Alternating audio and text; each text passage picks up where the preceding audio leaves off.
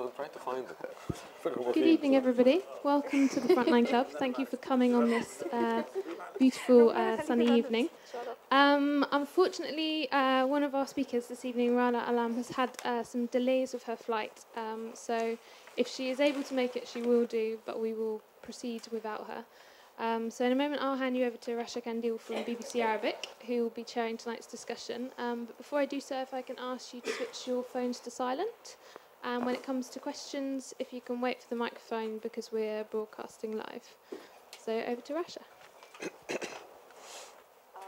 evening, ladies and gentlemen. I'm actually very happy to be here today as we're discussing the current status quo in Egypt, the roadmap, and hopefully we're going to start by, and we're not going to take very much time interviewing the panel because I want to make the biggest space of time for questions and answers. I know this is, where usually the conversation gets richer. So our guests today, I'm not going to make even a long introduction. We're talking, as we said, about the roadmap now, what's been achieved, where we've reached, and obviously your opinions about what's going on, especially the latest rape incidents, allegedly. And our guests here today, I'm actually sorry that Rana Alam is not going to be able to do it. And Rana is the editor-in-chief of the Daily News Egypt newspaper based in Cairo. She's not going to be able to make it, so we're going to run the discussion without her, unfortunately. And we have Ms. Dalia Abdel Hamid. Dalia is the head of gender program in the Egyptian Initiative for Personal Rights. المبادرة للحقوق الشخصية مبادرة مصرية للحقوق الشخصية. And we also have Muhammad Yahya is the head of multimedia output, the BBC Arabic service, and my boss. Which is, can be a good opportunity, might not be. And we have, I'm pleased to actually meet for the first time Tariq Osman. Tariq is the political economist focused on the Arab world, and Tariq has a very internationally claimed Egypt on the brink, which I do like personally. He is also the owner and the presenter of BBC's The Making of the Modern Arab World. So I'm welcoming my panel, and we're going to be running the discussion by actually starting from the latest. And I'm going to start with Tariq about this, actually. The status quo that we're running now in Egypt, Tariq, is basically based on the achievement of the first two steps of the roadmap. We've had the constitutional referendum, followed by the presidential elections, and we have the parliament elections coming on the way. So in the light of the steady steps of the current regime going through the process, where do you stand? What do you think?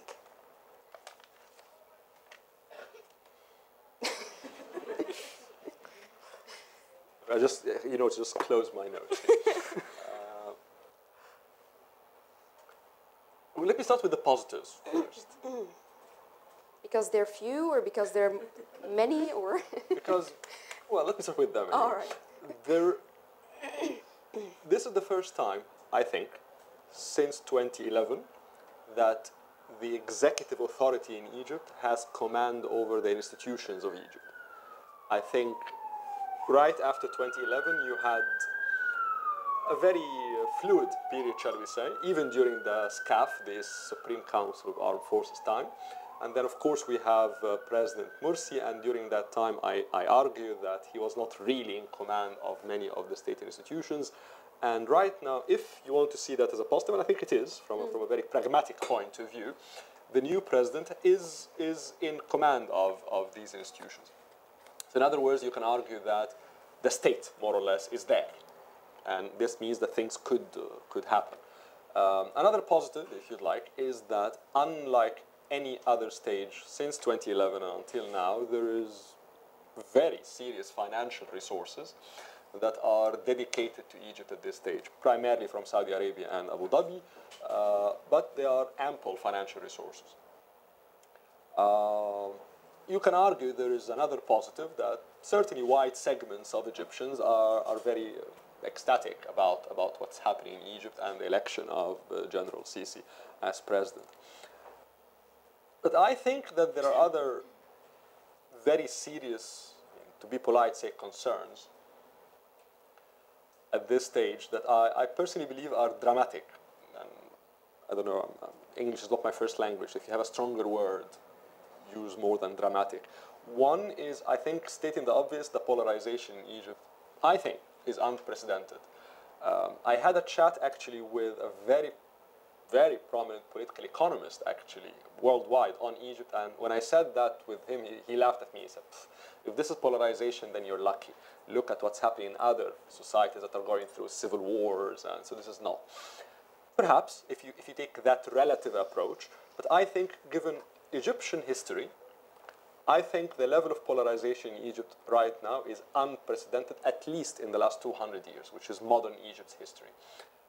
And to me, this is seriously worrying. The second point is, I think, also stating the obvious for anybody who's been to Egypt recently, is the youth, let's call it disillusionment.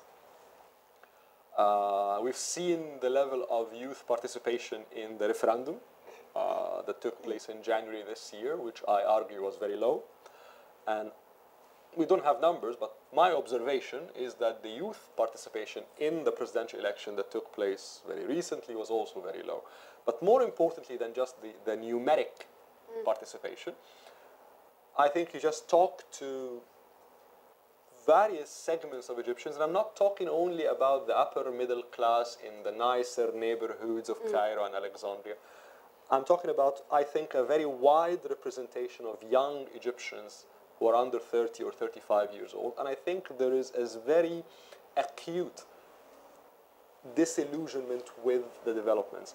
And even if you have command over the institutions, and even if you have major groups supporting, if that decisive segment is not buying into the process, I think that's another very serious concern. To jump into a probably a dramatic, also to be polite word about today's discussion or debate, or call it whatever you like, are we still in Egypt in a revolutionary status quo? Because you've been, I think, in one of your interesting quotes, I think you've resembled revolutions to love affairs or something. In which way?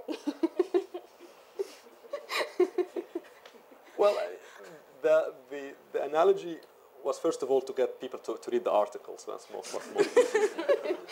People like to read about love stories and love affairs. It does work. It does work, right? No, but I think the idea came very simply that, I'll put it politely, when you engage into a new love affair, I think you have two things that happen. Personally, you have hopes and aspirations, but also no two people on the planet have their love affair separate from their environment. There's always other people who want to be with the person you're with, or some people want to be with you, or maybe there's a jealous husband somewhere, and all of these things you can take into the Egyptian case. I think 2011, which I always say uprising as opposed to a revolution, but that's a different discussion, raised loads of hopes, but also I think raised lots of fears and disturbed very serious interests in Egypt and in the region, as you see in other love affairs. And many of those fears and interests that were disturbed, I think, played a decisive role in the events that we see last year. So I'll shut up, but my final sentence is, to answer your question, I think Egypt will be, for a number of years, and actually most Arab countries, I think, in a number of years, in this fluidity, I would not call it revolutionary thing, for one simple reason, because, again, the vast majority of Egyptians and Arabs are very young and I think disillusioned. So you have the right ingredients for this fluidity. This will actually take me to Dalia to ask, is it really fair that we look into the uprising or the revolution or the stage that we're discussing now, alienating what people really want?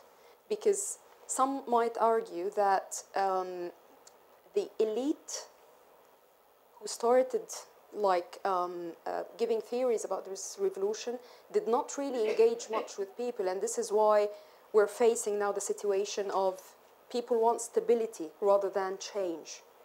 Is it a fair argument?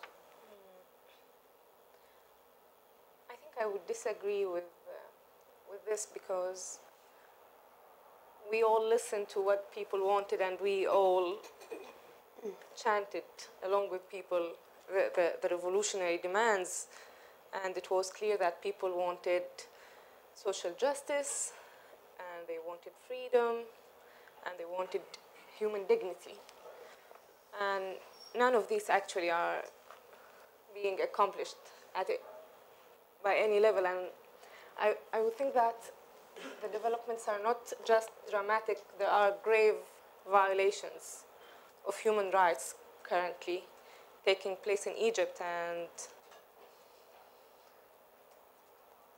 we can't look at electing al-Sisi as the beginning of the new era. He is the de facto ruler since last year, and if we looked at what he did or what the government has done during last year, we may have some conclusions about what we are going through in Egypt and where the revolution stands actually. Because in one of the interviews, Sisi said that he really wanted to meet the youth of January 25th, but he can't find them. Of course he can, because most of them are behind the bars. And the political repression, not only against the Muslim Brotherhood, but against the student movement, against the leftists, and against many others, is actually unprecedented. And it has huge reflections on shrinking the public space in Egypt. And this was the most prominent accomplishment of January 25th. And this also has huge implications on the movement of women and the freedom of movement. And so many iconic figures of January 25th are actually imprisoned now. Among them are Doma, Noor al-Masri, and so many others. My question is, Dalia, amongst all that, giving the last incident of rape, and I'm sorry, usually I'm very objective and I'm trying to be in the middle between things, but this is not sexual harassment if it proves what has been showing in the video that is rape.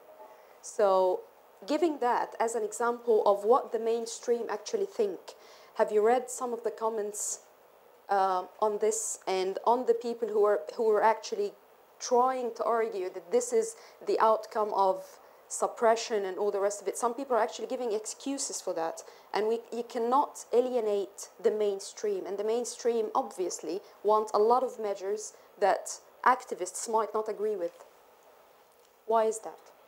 Because we've been talking for years about normalization with sexual violence in Egypt and its growing epidemic.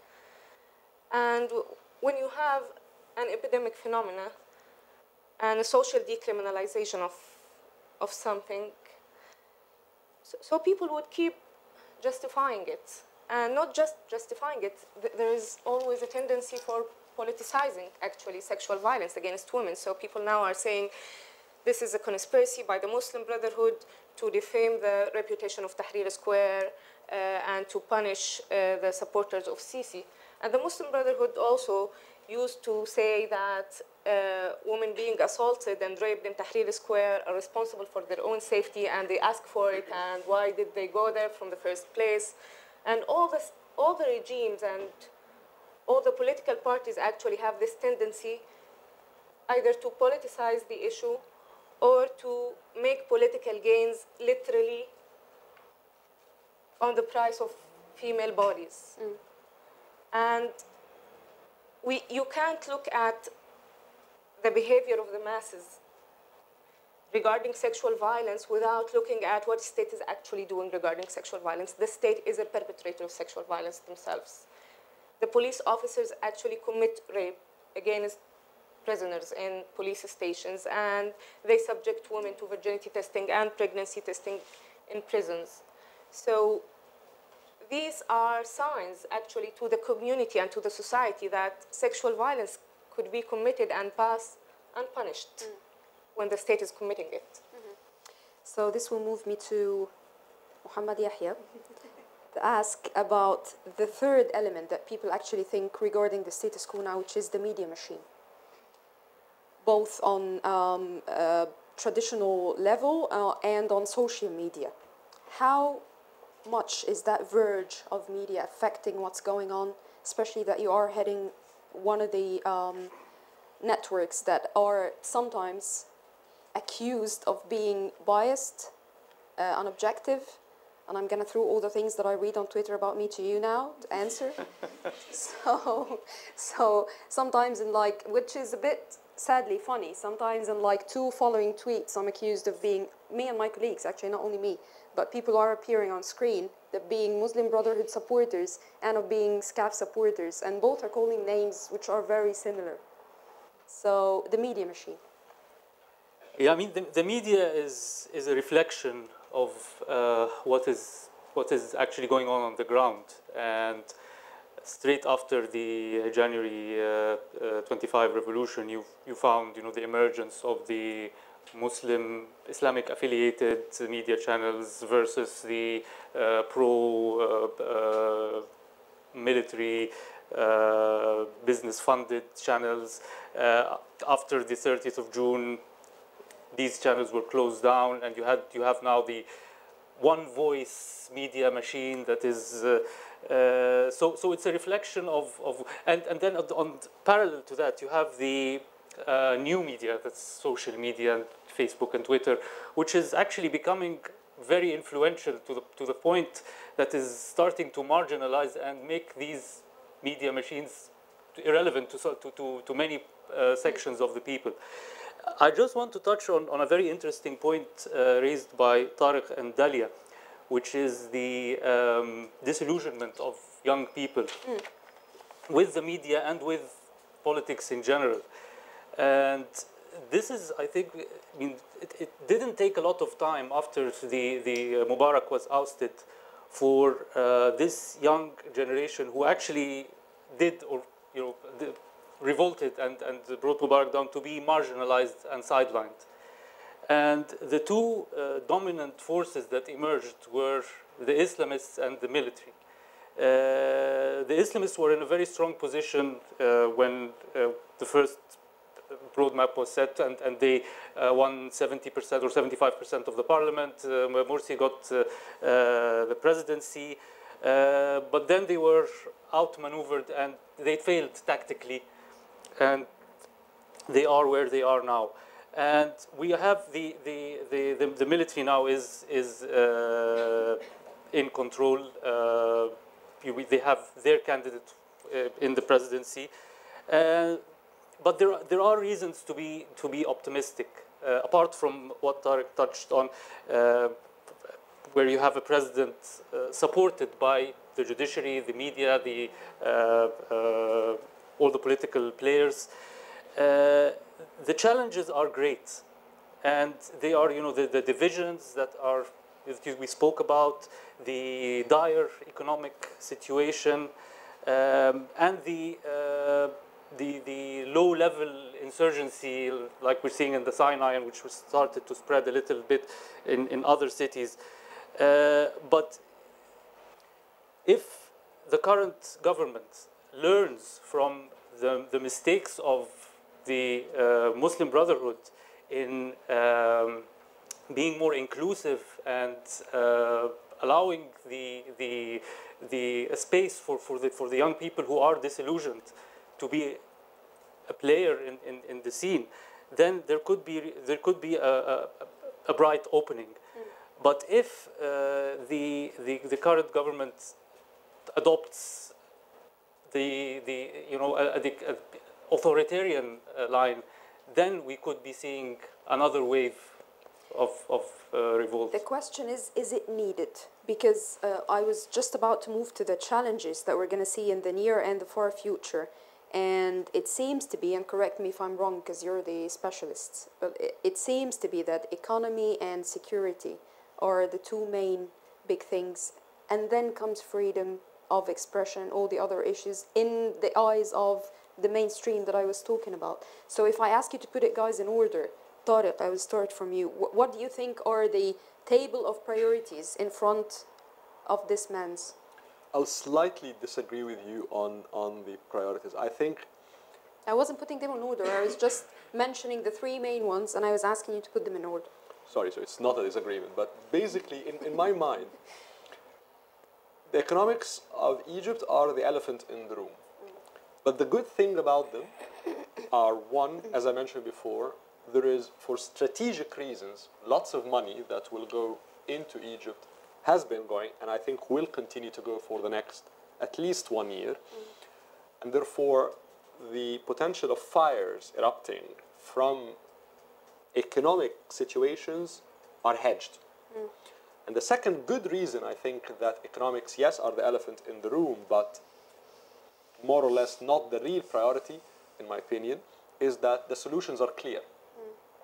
So anybody who studied economics or political economy or have well dealt with these things in Egypt in the past 20 years knows that certain reforms are needed, you know exactly how to do them, and you know exactly how to implement them. And actually there are many case studies, including even in Jordan right now, about some things happening in subsidies. And so it is the elephant in the room, but you know how to tame the elephant, at least. You know how to move the elephant. The security, of course, it is a dramatic issue.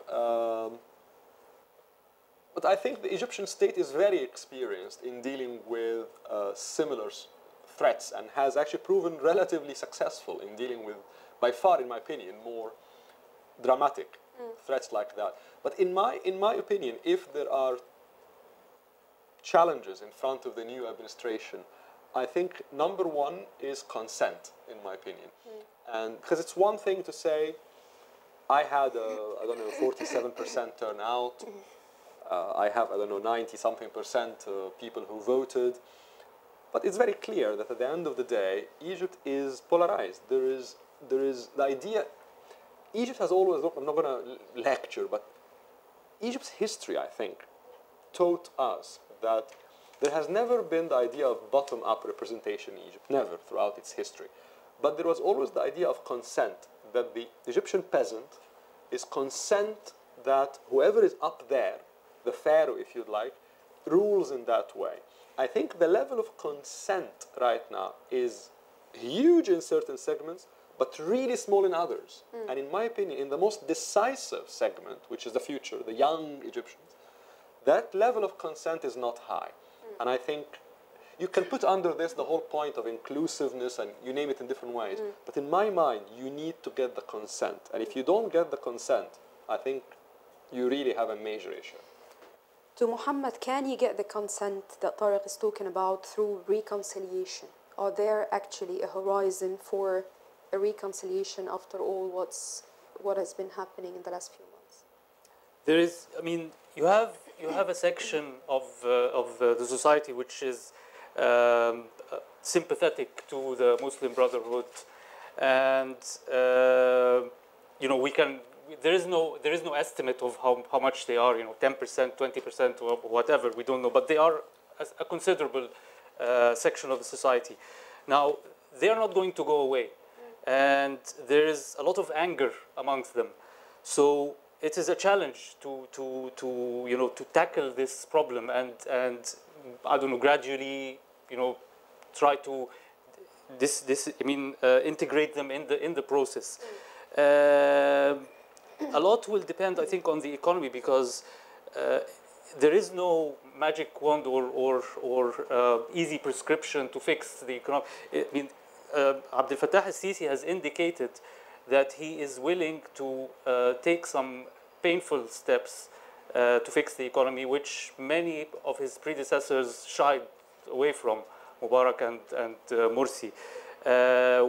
To what extent will the people of Egypt, you know, tolerate or you know, be willing to wait until they start to see the fruits of this? So the economic challenge on one hand, the social fabric, and fixing this division or polarization, as Tariq named it, in the society. plus, the problem of the hardline jihadist-style factions who are not, open to any of this, and they are, waging an armed struggle. Which brings me to the NGOs and the human rightists. What are your priorities in the coming few months? Our priorities, of course, is monitoring the situation of the deteriorating human rights situation in Egypt, and we really don't think that stability could be accomplished by ignoring the most important and pressing issue in Egypt, which is restructuring the Ministry of Interior. This was the #1 motive behind the protest of January 25, and the police is coming back in much more fierce phase and with much more grave violations and with growing fascist tone, and they have popular support. But we think that this popular support is a matter of time and it will fade away, but there will be no future if we continue to ignore this, because the police now is not only actually targeting Muslim Brotherhood or political activists, there is also a growing moral panic among the police. There is a targeting for homosexual and transgender people in Egypt. More than 80 people have been arrested since June 30th.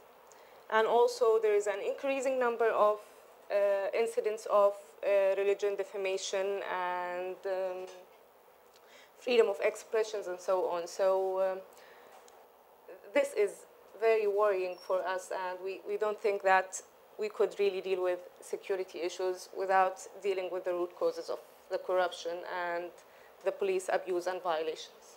Does the agreed on constitution, does it give you the legal margin that you can work or start from? So I think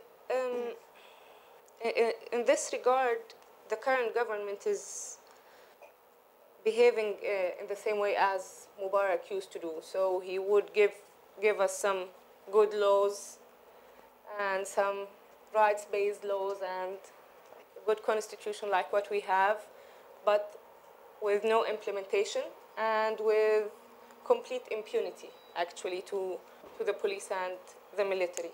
And the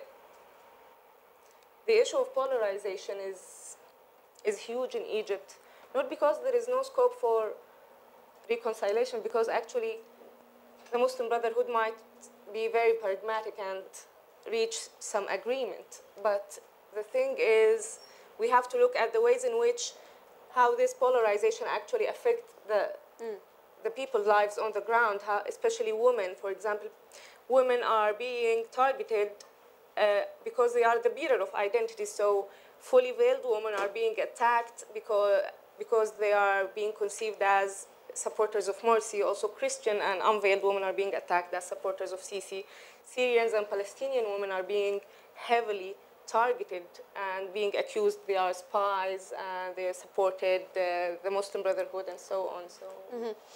If we actually reach this level, Tariq, of trying to find a horizon for reconciliation, and some might argue that the Muslim Brotherhood are actually going to go for the deal, for the deal with the current state, at least to save themselves or to have a role in the coming political scene. Do you think that the voters who actually went and said yes to al-Sisi will like this kind of state? Can the state turn 180 degrees and say, okay, we're going to open the door now for those people and let's make peace?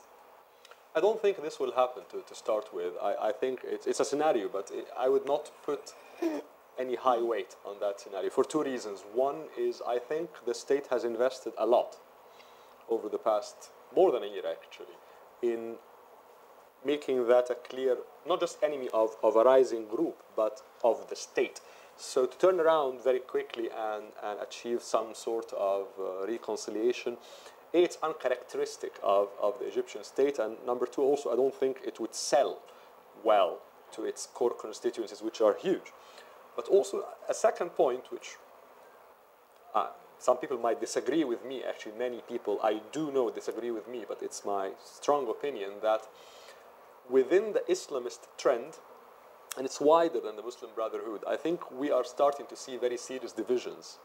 So you can, as a state, deal with one faction and arrive at some sort of a deal with one faction. But the ability of that faction to deliver the Islamist camp, I think at this stage is nil. So I would not go with your scenario at this stage.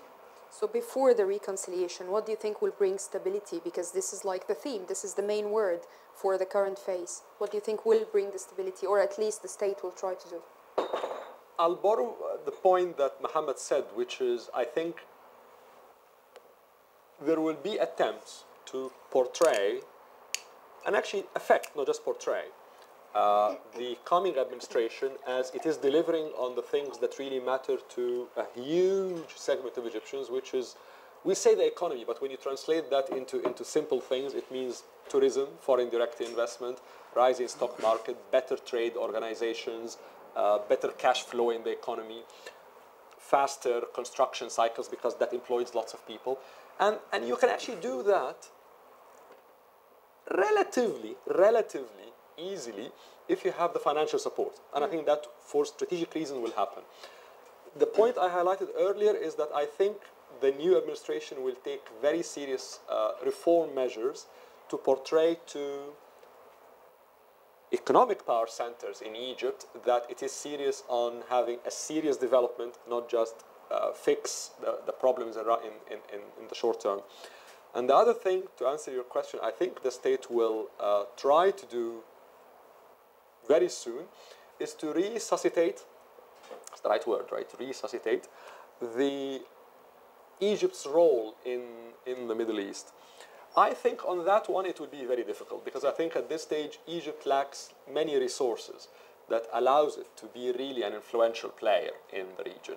But you can do a lot of rhetoric, in that domain. And I think many Egyptians actually long for that. So I think these could be some of the measures, if you'd like, some of the vehicles, some of the tools that could be employed in the short to medium term. But I don't want to sound like, as we in Egypt say, it's one of mashruha, as more or less some sort of a tape repeating itself. I genuinely believe that if you take a medium-term approach to Egypt in the next 3 to 5 years, what will make a difference or not is not whether the Egyptian economy will improve. I think it will improve, actually. Not whether there will be rhetoric of Egypt playing a role in Syria or in Sudan or in Libya. It will. It certainly will, at least relative to the past 10 years. But I think it will be whether the 45 million Egyptians who are under 30 or 35 years old, whether a huge group of them believe that I trust the authorities, I relate to the system, I want to help. The dreams I had in 2011, maybe not all of them are back, but you know what, okay, I can work within this system. If the authorities manage to do that, I think they will more or less succeed in many things. If not... Mentioning expectations, Mohammed, when you look at Egypt from outside, you actually know that Saudi Arabia and Emirates are expecting some kind of a... Abdel Fattah did put it in one of his articles recently as محور الاعتدال, or the moderate pact. Do you think that this will affect immediately the issues of the Middle East regarding Syria, Libya, because they were expecting, I think one of Haftar's candidates or assistants were expecting an immediate interference from Egypt? I think once you start, looking at the wider picture, it becomes more interesting and complicated. Because all the policy makers that we talk to are bracing themselves for years of turmoil, and there are so many players in the region, regional players. Iran versus the Gulf, the Islamists, the jihadists, Western interests in the region, Israel, Turkey. So the picture becomes complicated, and what is going to emerge out of this is hard to predict.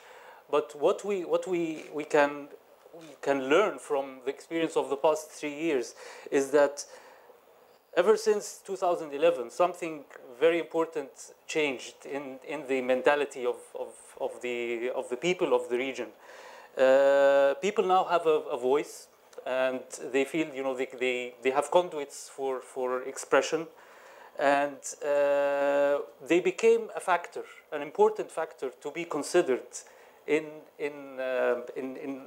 any policy making decision. So this, I think, is a positive thing, because it indicates that there's finally some realization and sensitivity to the masses, and they're not just, you know. But some as well, Muhammad, think of the Arab Spring as something that came and demolished things, and we're not able to put it back together, at least in an acceptable way. And therefore, and I think Tariq wrote something about this, why did the uprisings in the Arab world didn't actually achieve what people wanted at the very beginning. And this brings me to the question, do you think that people still believe in the Arab Spring, still believe in these uprisings, regarding what's going on in Syria, what's going on in Iraq today? Daesh has, not Daesh, right? The guidelines of the BBC. Yeah. Well, the guidelines of the BBC are actually restricting Daesh things, so... Yeah. So Daesh, they actually took over. They took over almost. This is the only where that I can actually get away with things. So they took over Mosul, and this is why people are actually so afraid. People who are against the Islamic political Islam, they are so afraid that it will happen again. So what do you think? Do you think people are still believing in the Arab Spring? People believe in the Arab Spring in the sense that it's, you know, the things that we used to say in 2011, it broke the wall of silence, and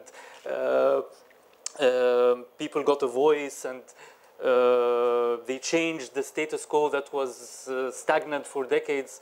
In this sense, yes, there is some sort of new beginning, but you know how it will play out. It will take years and years to determine, you know, how the Islamists will fare. You know, how the spread of jihadist ideology will develop.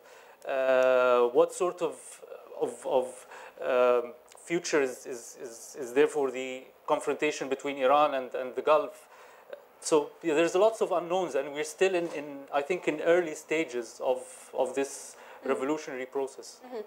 So before I open the door for questions, I know we've taken longer than you expected. The last question is to Dalia, actually, and it's a very straightforward question. I know if I ask you if the Thawra is still mustamirra, you will say yes. All right, the revolution is still on. But do you think that it failed and it needs to be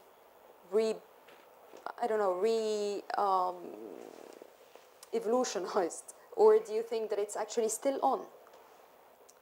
We definitely at a moment of defeat.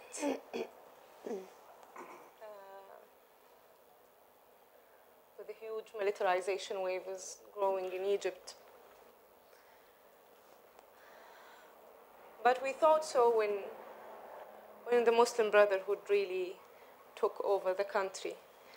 The only difference that we were in the street then, and we now can't access the street because protests are criminalized.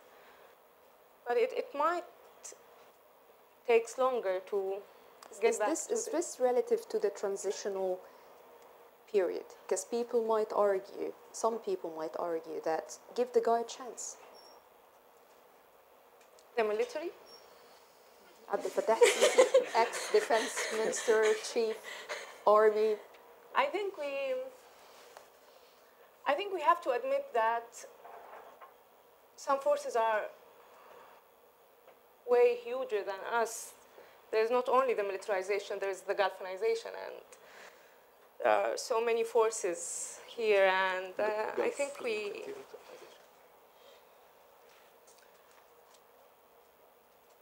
don't have the right to give or not to give him a chance. He's the president, elected president,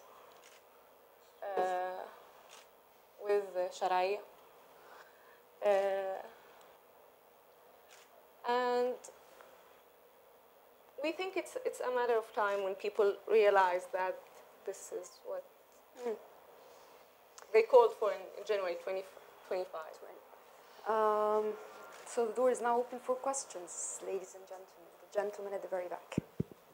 Thank you very much. Last week, there was a decision taken by the Egyptian government to put tax on corporations by 10%. The Egyptian stock market, the gains in the Egyptian stock market for years was free of any tax at all. There are billionaires who built cities in the Red Sea and in many parts of Egypt. There are people who made billions based on making links with the internet companies and all that with no tax at all. The government took a decision to put 10% tax. What is called revolutionaries did not make a single comment about that, which actually highlights how marginalized those iconic figures they talk about. The iconic figures that are described are actually a stereotype of people who are accepted by the West, who are isolated from Egyptian history, who just fulfill a certain stereotype that is useful for media, for the BBC, CNN, etc. The vast majority of Egyptian people are concerned about how they live. This is the main issue in Egypt. The poverty in Egypt is huge. This is a country with a lot of clever people who are unemployed, and we suddenly find a keenness, to use this word, the Arab Spring, which is actually its sole target was the destruction of the Egyptian state and creating or fulfilling Condoleezza Rice's prediction for the Middle East of creating what's called constructive chaos. The gentleman here describes what is happening in Iraq, in Syria, in Libya. This is constructive chaos in action, divide and rule. And therefore, I think Egypt actually will move forward, and the gloomy prediction of what's happening in Egypt will not happen. All right. Let me just finish one thing. Egypt had two pathways, either to become the Ottoman Empire, Istanbul, or to become Moscow.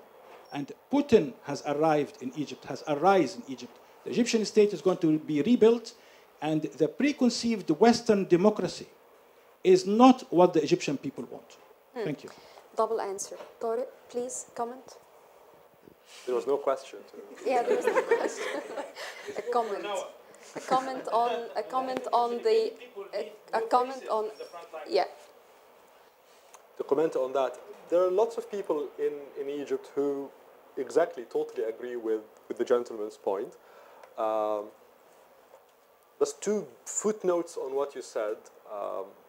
On the first point, on the corporation profits taxation, whether economically it's positive or negative, I mean, this is not the right forum. But I personally believe that the next administration, as I said, will take very serious reforms.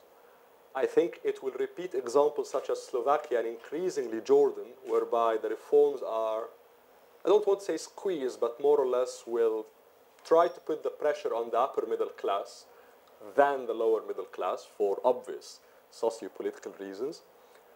The second and whether that will succeed or not, I think, as one very senior person from the IMF said privately, is that the holes are too big, which means that at one point in time, as Mohammed said, you would need to impose some economic pains on much wider groups of the Egyptian society, not only on the stock market profit generators. The question is how much the average Egyptian citizen will accept, and I think that's a big question on the future of the next 2-3 years. But the second footnote, and I'll shut up, I know I take lots of time, is the Putin of Egypt. Believe me, you'll find many Russians who would not like the model, if you'd like, of Putin. Personally, I hope that the future of Egypt under the new president is much more liberal than a Putin example. And Dalia, for the other part of the comment or the question or the note from the gentleman is about, which is actually a repeated, I don't want to say accusation, but comment, let's just say notice. Yeah, I would just thank him if he thinks that we are the stereotypes that appealing to the West and our sole purpose was the destruction of the Egyptian state. I don't think I have comment on this. I just have to say that we are concerned about how the Egyptians live their lives, not just economically, but we are concerned about Egyptian students not being shot and killed in their universities. And we are concerned that massacres are not normalized in Egypt, and massacres do not take place and go unpunished. So Dalia, let's be pragmatic. المبادرة, your initiative, the initiative that you work on is an NGO. How does it work? How is it financed? It is funded from many donors, among them Ford Foundation, OSF, and other funders. And many of our donors actually finance the government also, and do joint projects with the government. All right, questions? Sir. I'd like to make a few remarks, if you don't mind. Oh, thank you. I would like to make a few remarks, actually, which I find extremely important. The first one is that in the contributions of the panel, the word education, health, and housing have not featured. And I think this is extremely important. And this is the core problem of Egypt, because the deterioration of education and health has undermined the ability of the Egyptian people to contribute to public life over decades, and has made it difficult even for the youth of the 25th of January 2011 to organize and consolidate their achievement to the extent that now they feel so dejected and frustrated. And I am not sure how much responsibility they should own up for that state to which they have received, or they feel. It is important that to note that they could not produce a leadership. They could not participate really in enforcing their position as the real owners of the 25th of January revolution. It is very easy to bring down a regime, but it is very difficult to build a new one. And I think it was up to whoever else, and the two parties who were able to stand on their feet after the 25th of January were the Muslim Brotherhood and the army. And people, including the youth, were disillusioned with the Muslim Brotherhood before they are disillusioned with anyone else, and they opted to support the rest of the people on the 30th of June and what has come after. Now we are not happy with any of what we have. I don't expect the Egyptian revolution, uprising, to mature within the next 10 to 15 years. And we have to live with that. The new social media and the fact that you and the likes of you and myself and the others speak that language, the language we have been speaking here and in Egypt, will not make it easy for anyone to take us back to the Mubarak's time. I don't think it will ever happen again that a president or a government will have it easy. But we should focus, I think, on the crux of the problem, the rebuilding, the reshaping of the Egyptian persona in terms of education, in terms of health, in terms of taking people from the level of fighting for the necessities of life to the level of creativity. I can talk a lot, but I think I should stop. All right, I take a question from Ammar, please. And of course, I will give the chance to comment from any other panel members. Well, actually, it's not a question, it's a comment, and I want Tariq to comment on my comment. Uh, I think Egypt has to, or had to answer the political Islam question in their way, or in our way to the 25th of Jan state, if I can call it the 25th of Jan state, our dream. And part of this track is to answer again the army question, and this is what we are doing at the moment by electing Abdel Fattah al-Sisi. I think if Abdel Fattah al-Sisi, and here I'm going to talk about the economic part that you mentioned, if Abdel Fattah al-Sisi succeeded to deal with this economic elephant that you have mentioned, if he succeeded to provide people with shelter and food, I think people are going to start thinking again about freedom and justice. And this is going to happen very soon, by the way. So if he managed to succeed, he will not be able to resist these main demands that the 25th of Jan has raised. If he couldn't manage to succeed, I don't think he will be able to resist. And one last comment and this is from a very pragmatic political point of view. I think if we want to break the July 1952 state, what we call it Dawlat Yulyo, I think we have to break the Muslim Brotherhood. We have to break the political Islam. From a political perspective, I mean. And I think the state at the moment is doing that. And I think the state, the 1952 state that they're trying to invent again, is going to be broken because of that. Well, this brings actually two elements together, which is the very first point that we started with, priorities in front of the new government and the new state. And secondly, the pragmatic horizons of actually reconciliation, or at least some kind of a dialogue between the different wings. And this, I'm going to go to Mohammed. Do you think that we have the same priorities here between the mainstream of people and the new state? Because whether we all like it or not, they will have to come across as having one vision, or at least a similar vision of each other, or else it's not going to succeed. Yeah, I mean, according to the statistics, that about a quarter of the Egyptian population lives below the poverty line, and a large percentage is above the poverty line, but not really, having a good quality of life. So up to maybe 40% of the Egyptian people, the priority is the things that we heard here, education, health, housing, decent standard of living. And for this large section of society, the number one demand now is improvement in their quality of life. But parallel to this, people want to be able to feel that there is some sort of reforms in the government institutions, the police, the media,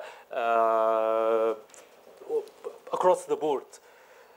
But when you have this situation, when you have almost 40 or 50% of the population with the number one priority is bread and living, then it's a force not to be, and they will look from Abdel Fattah al-Sisi for him to deliver as quickly as possible on these.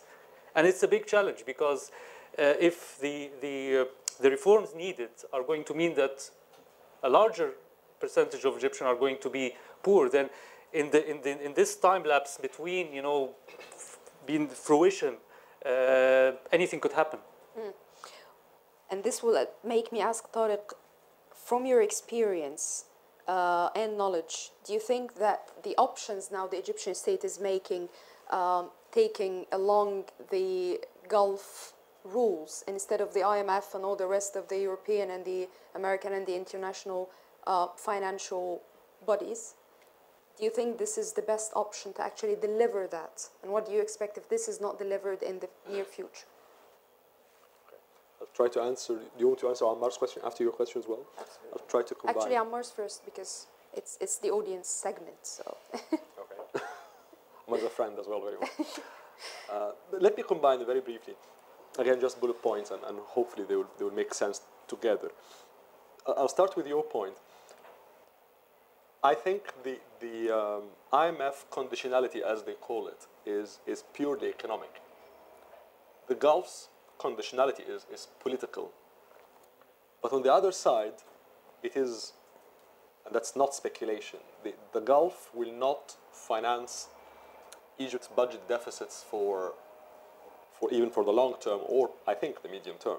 So maybe for a couple of years perhaps, which means that the Gulf is incentivized actually to ask the Egyptian government to do many serious reforms along the lines of what the IMF wants. And I'm sure you know that there is potentially a donors conference organized by the Gulf in Egypt very soon, in which the IMF will be the key presenter.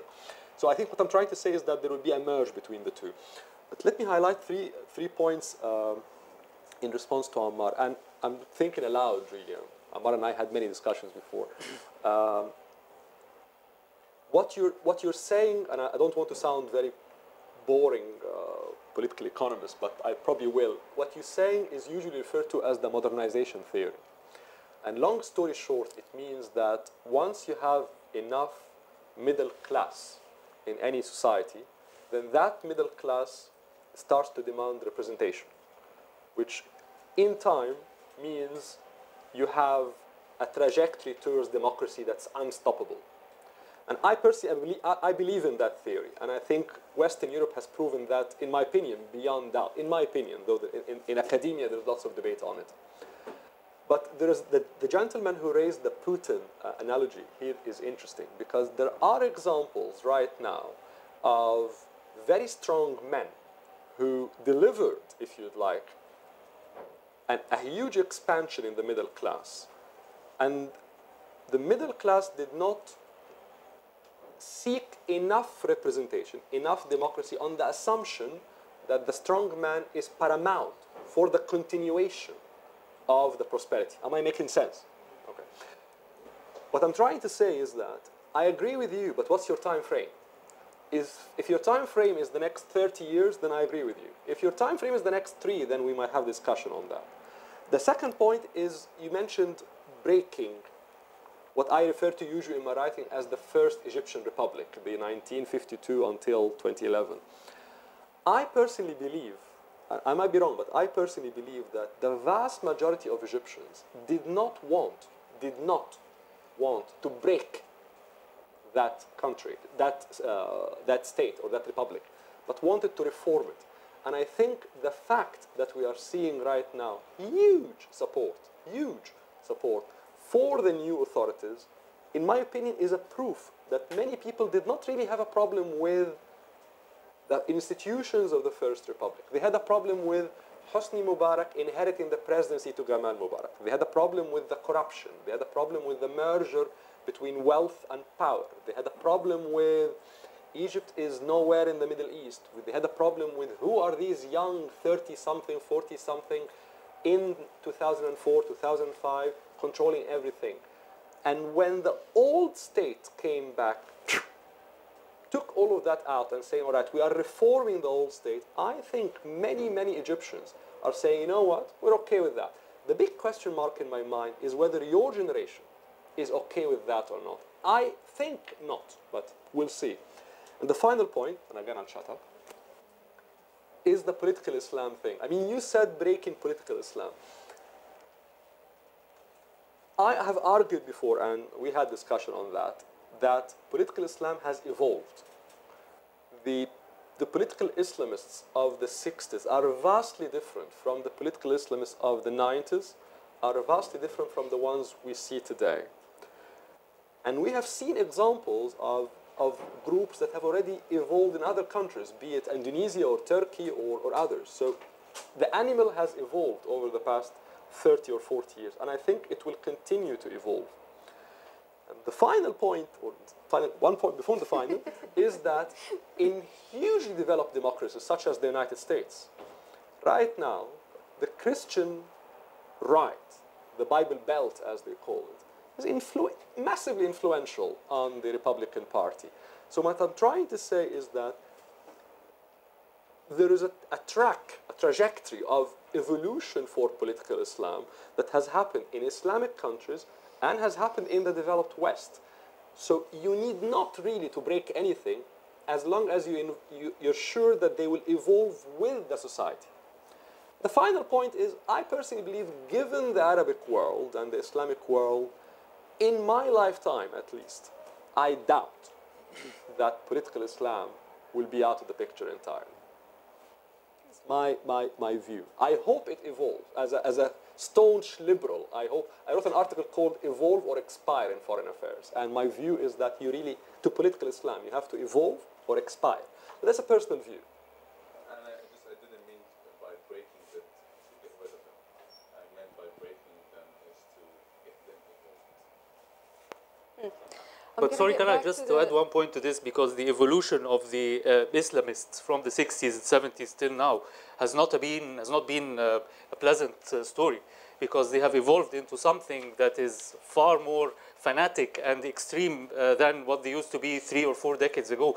A simple example: the vast majority of Muslim Brotherhood members in the 1960s and 70s had their wives and daughters not wearing the hijab. Now it's unthinkable.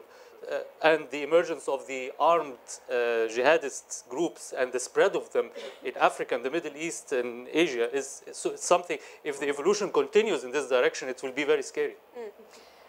And I will get back to the very first point made by the gentleman here is this, as we call it, this stable state based on defining the right priorities for people, for normal people. I'll come to Dalia for a comment to this, but I would like to take one more comment or a question. Shri? My question is for Tariq and Muhammad as a media people. Muhammad said media is reflection of what's happening. Allow me to disagree a little bit, because in the developing countries, we can say media is a tool to control people or to deceive people or to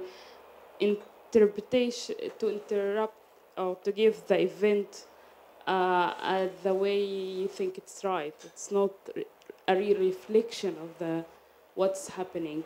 And in Egypt now, Abdel Fattah al-Sisi and his regime is restoring all the media faces we saw in the old regime. The old regime used to deceive the Egyptian, and who we saw, all of us saw them give wrong interpretation to the events, give wrong meaning of the words and the needs of the community.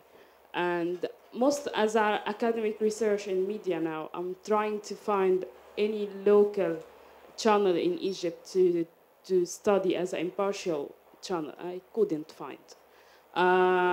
Because all of them is influenced by what is the regime want to say in this stage.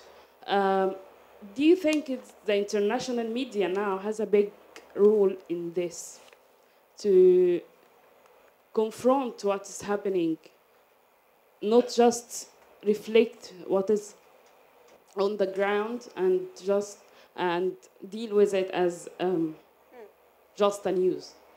For a change, I'm going to actually swift from Muhammad to Tariq about this as an unusual...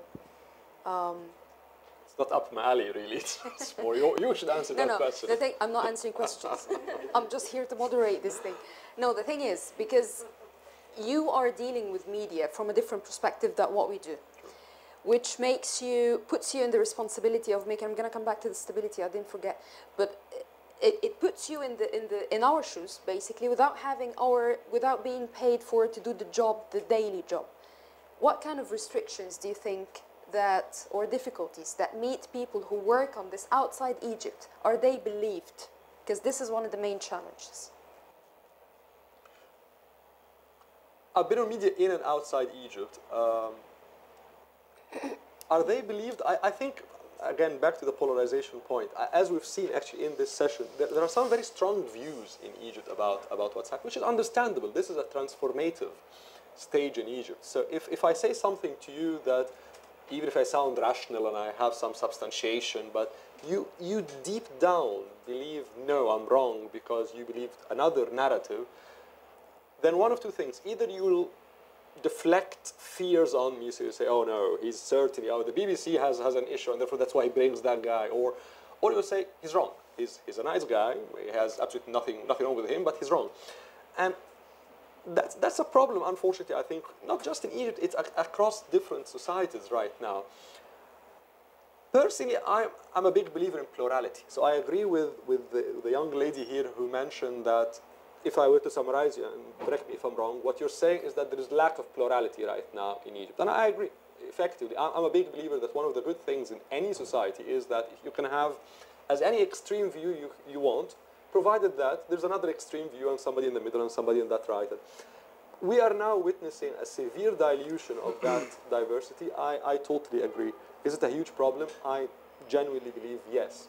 But is there control on expression? I think no, for one simple reason. What Muhammad emphasized before, I agree with him. The idea that I think today you probably spend more time on Facebook and Twitter and all of these things than you used to do last year and the year before. And that creates by itself plurality. And I think we're seeing new media coming every now and then. So in that, I'm not overly pessimistic. I don't know if I answered your question, but these are just thoughts. You did, absolutely, yeah. I'm going to go back to the point that we make about stability and then go back to Muhammad for a very last question before he fires me, because I think I'm going to work here for a long time. So Dalia, when we're talking about stability, stable regimes have proved in different countries, probably rather than Egypt, in Turkey till the very latest, and in some other regimes, that you can actually maintain a state if the state is security-wise is stable. Do you think? Whose security? All right. The security of the regime or the security of the people? The priority of the people now is have their own security facing terrorism, between commas. So if you're talking to a normal citizen, in the vast majority, they are afraid. They don't feel safe, simple as, in the streets. So do you think there is a horizon of the human rights groups working with the state, at least on this level? We are not in enmity with the state. We do work with the state. We advise them on legal issues. We make appeals for them, and we write petitions and everything. We are a human rights organization. So part of our work is reform work. But I do disagree that people wanted just reform from the beginning. I think they wanted radical changes. Maybe what the Muslim Brotherhood did is that they poisoned the political life, and they altered the expectations of people, and they lowered their expectations too much. And maybe we are partially blamed because we are not that organized and we haven't produced the alternative. But I also disagree that we don't have enough calibers. Maybe we need a longer time to organize and build the whole thing again. But I don't think that people just want the reform for the old regime, because the corruption is embedded. And you can't say that the current regime will do reforms if the head of the army is ruling the country. And we all know the scope of the business of the military in Egypt. And I'm not an economist, but I don't think that the people would really accept a new liberal model in Egypt, and they would accept austerity measures, or I hope that there would be an uprising against this. Maybe they wouldn't accept it, but they wouldn't have enough strength to go to the street again. But again, it's just a matter of time. Mm. And again, with stability, Muhammad, do you think freedom of expression can be regained? I'm talking the vast majority people, ordinary people level. I'm not talking state level. Look, I mean, there is something that is fundamentally changed with that people have options and have conduits to express. I mean, just to go back to Shireen's question, I grew up at a time where there was 2 terrestrial TV channels, and foreign radio stations could be jammed at certain times. You would go to buy a foreign publication, and the shop would tell you, no, the Economist didn't come this week. And this would mean that there's an article that was not, censored. Thank you very much. Since we are the same age almost, thank you very, very much. So of now, the black and white TV. Fortunately, you have options. With the advent of satellite television and the internet, whatever you believe or don't believe in, you can, if you're, a supporter of of Ayman al-Zawahri or the Muslim Brotherhood or whatever. You will find so.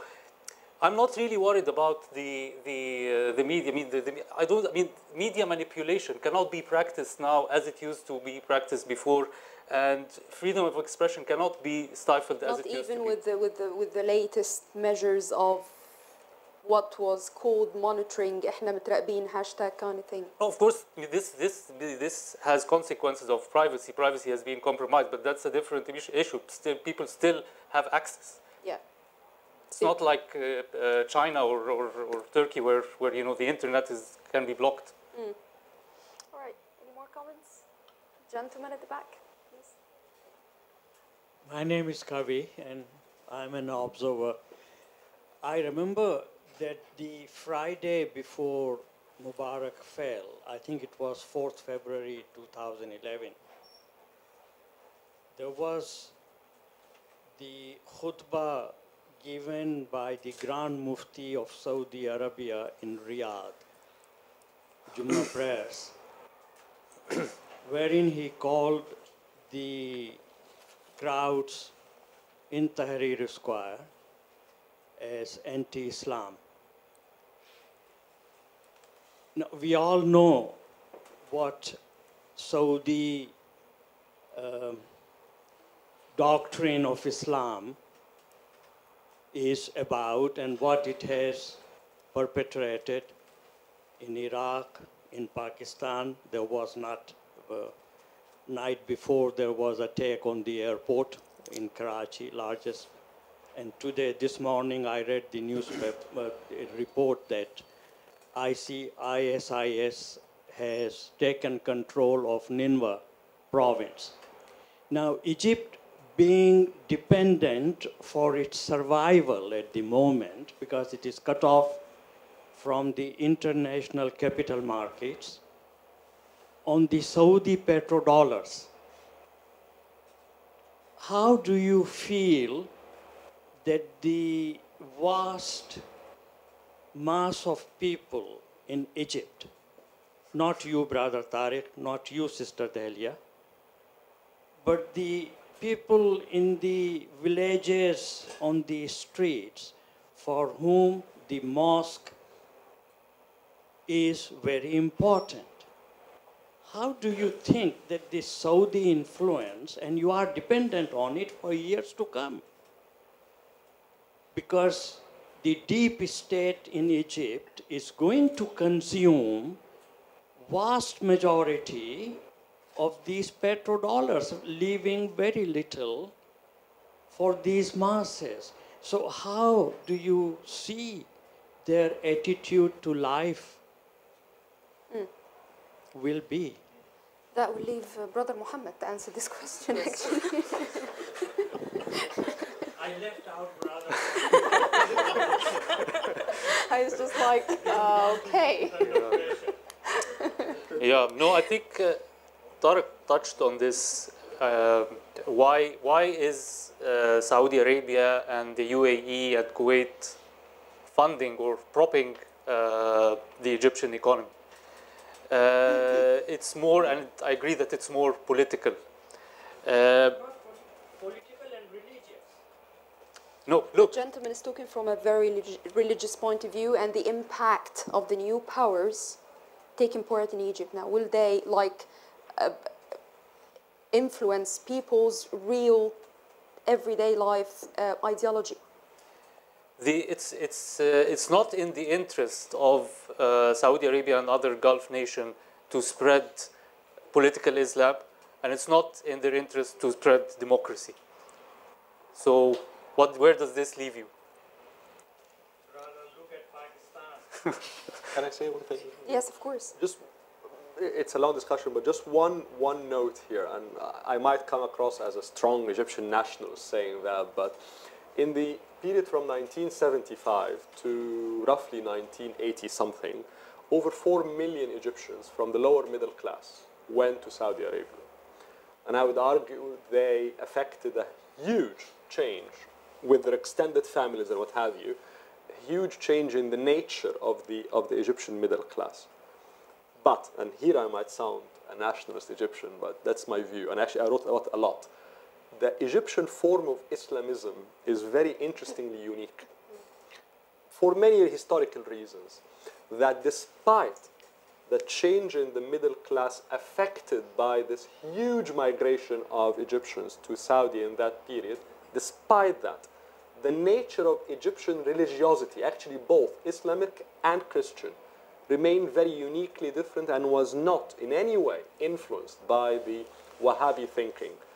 Pakistan I cannot comment on, I'm sure you know it 10 times better than I do. But in Egypt, if that's a worry for you, I think it's not really a risk right now. One last comment. Any comments? No? Okay. Yeah, the mic's coming. There are 2 points I'd like to make, actually, and they both relate to Dalia. The first one is that you have accepted the criticism that the youth should take responsibility for their marginalization. And, Partially. well, partially. If the youth have been inept, unable to consolidate their position and contribute to the rebuilding of the Egyptian state after Mubarak, would they, who will take over to try and maintain that state until such time? The Muslim Brotherhood promised the Renaissance project. That was their manifesto for the presidential election, and it turned out to be just an idea.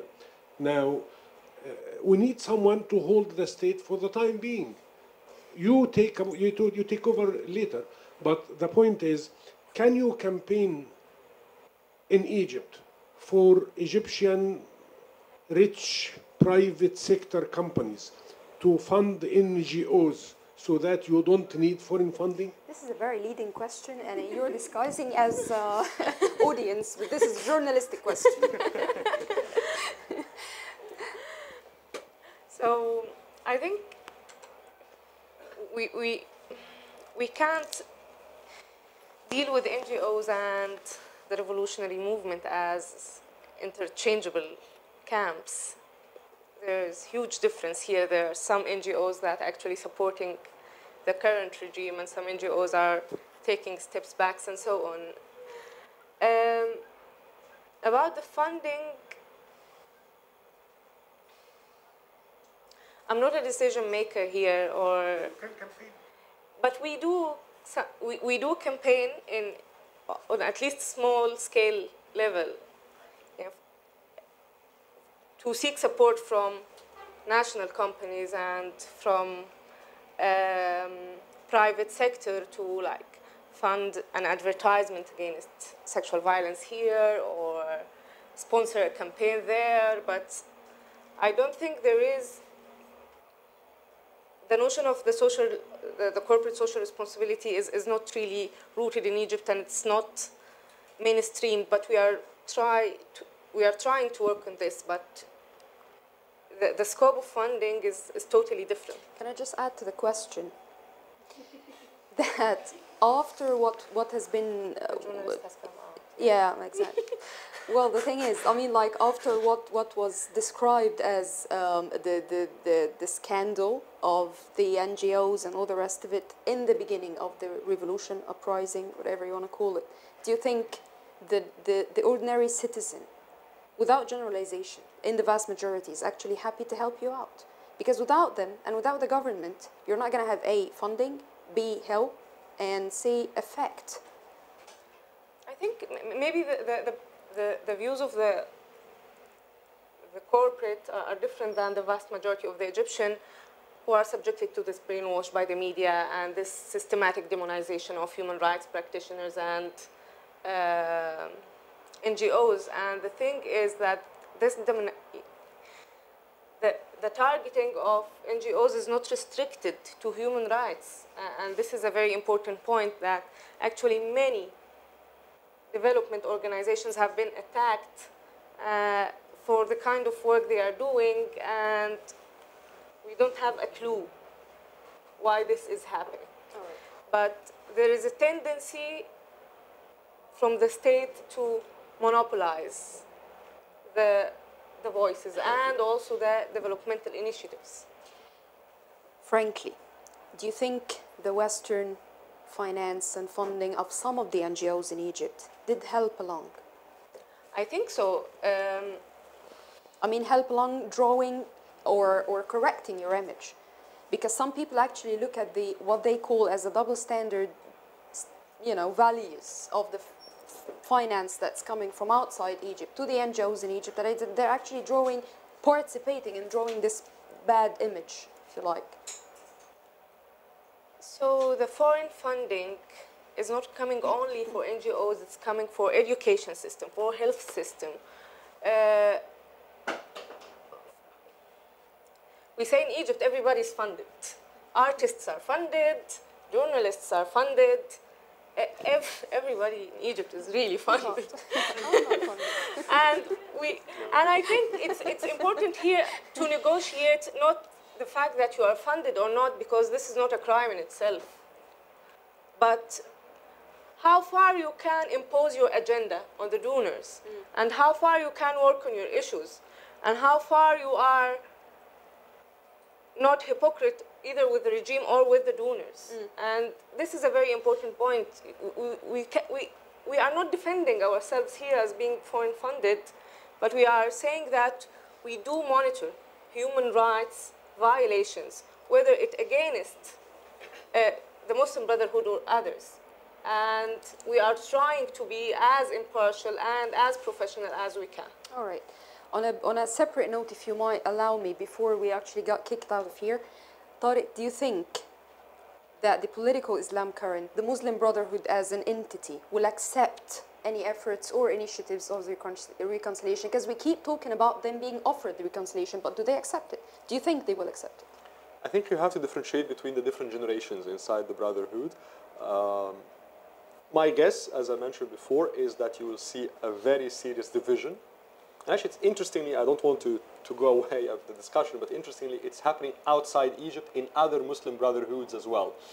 But inside the Egyptian branch, I think you will find very serious division. And I think you'll find the mid-level that we have seen in the last 10 years evolving into the same name, yes, but I would argue probably very different organization. Now, whether that group will seek reconciliation with the new administration, I think yes. On what terms, I don't know. But the reason I think is two things. One is that without being a legitimate player inside the system, they have no future. And number two, and this will sound crude, I know, but I'm sorry, there are personal ambitions. Never underestimate the personal interest of people. If you are 35 or 45, you don't want to spend the next 30 years of your life just writing the odd article in newspaper somewhere in the US that hardly anybody reads in Egypt. You want to be part of the system. And remember, anybody who enters politics usually wants to rule, wants to be part of something, to have influence. And there's also ego sometimes. So the pure political reasons and the personal dimensions, I think will, if we see a division, will lead the new faction to pursue some sort of reconciliation. On what terms? I don't know. Very last question to Muhammad. Do you think I'm facing disciplinary tomorrow by any means? No.